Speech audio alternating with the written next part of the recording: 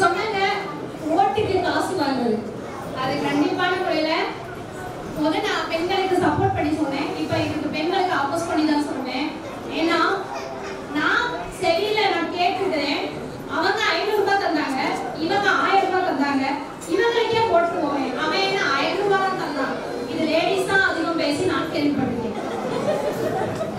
அந்த 500 ரூபாய்க்கு ஆசைப்பட்டு உங்களோட பிள்ளைங்க எத்தனை பேர் இப்போ வேலை இல்லாம இருக்காங்க? எத்தனையோ பேர் வேலை இல்லாம இருக்காங்க. இன்ஜினியரிங் படிச்சுட்டு, பிஎஸ்சி படிச்சுட்டு, TET exam, group 2 group 4 exam எழுதிட்டு, எதனாலனா அங்கேயும் நீங்க கொடுக்குற 500 1000 மறைச்சி அங்க அச்சக்கல்ல கொடுத்துட்டு இருக்காங்க. அப்படின்றப்போ ஏழைகள் ஏழைகளாக மட்டும்தான் இருக்க முடியும், பணக்காரங்க பணக்காரங்களாயிட்டே போவாங்க. இந்த விதி மாறணும்னா நம்மளோட ஓட்டு மாறணும். காசு இல்லாத ஓட்டு போட்டு ஒரு நல்ல தலைவன், நம்ம தளபதி தலைவர் விஜய் அவர்களை வந்து தேர்வு செய்யணும் அப்படின்ற லட்சியத்தோட நீங்க ஒவ்வொரு ஸ்டெப்பை எடுத்து வைங்க. இனிமேல் 500 ரூபாய் 1000 ரூபாய் பேசுறீங்களா?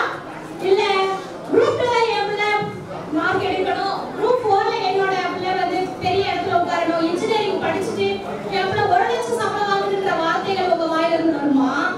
இல்ல 500 போதும் 1000 போதும்ன்ற வார்த்தைகள் வருமா? சொல்லுங்க, எங்க பதிலே இல்ல. இனிமேல் ஓட்டுக்கு காசு அப்படின்றது வந்து உங்க குழந்தைய விற்கிறதுக்கு சமம். இதுக்கு மேல நீங்களே முடிவு பண்ணிக்கோங்க. அடுத்தபடியாக திருச்சுழி மகளிர் அணி தலைவர் திரு சசிகலா அவர்களை அன்புடன் மேடைக்கு அழைக்கிறேன்.